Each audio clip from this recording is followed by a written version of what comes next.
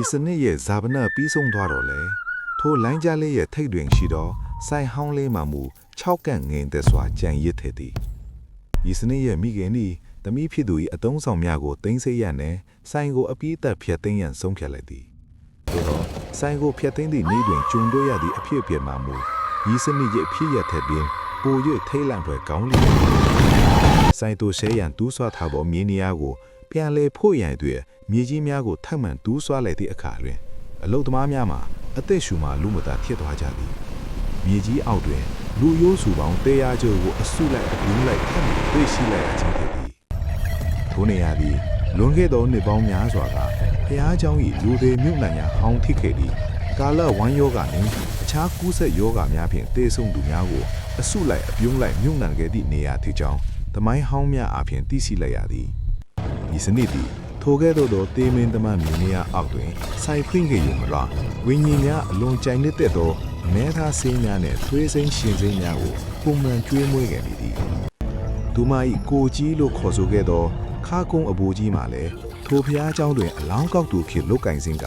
အမဲသားနှင့်အရက်ကိုအလွန်ကြိုင်နှစ်သက်သူတယောက်ဖြစ်ကြောင်းလူကြီးများကဖျန်းလဲပြောပြကြသည်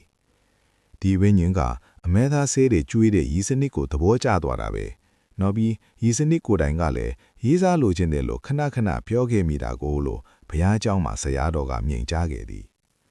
ရီစနစ်ရဲ့မိခင်သည်သမီးဖြစ်သူ၏အိမ်မက်တစ်ခုကိုပြန်လဲသတိရကကြောဆင်ခဲ့ရသည်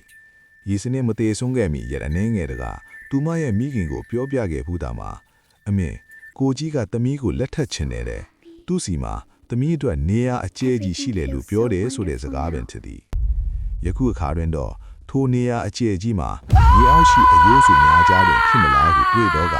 မိခင်တို့သူမှကြေကွဲ့ခဲ့ရသည်ယနေ့အခါတွင်ထိုလမ်းကြားဆုံး၏ထမင်းဆိုင်လေးမှမရှိတော့ဘူးဆိုင်ဟောင်းနေရာကိုလည်းမြေဖို့ကဖျားเจ้าဝင်းအတွင်ထက်သွင်းလိုက်ပြီးဖြစ်သည်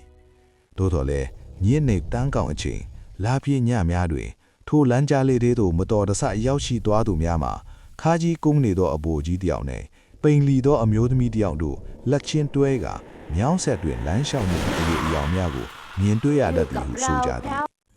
အချို့ကလည်းထိုနေရာမှအမဲသားချက်သည့်ညော်နှံ့တင်းတင်းတက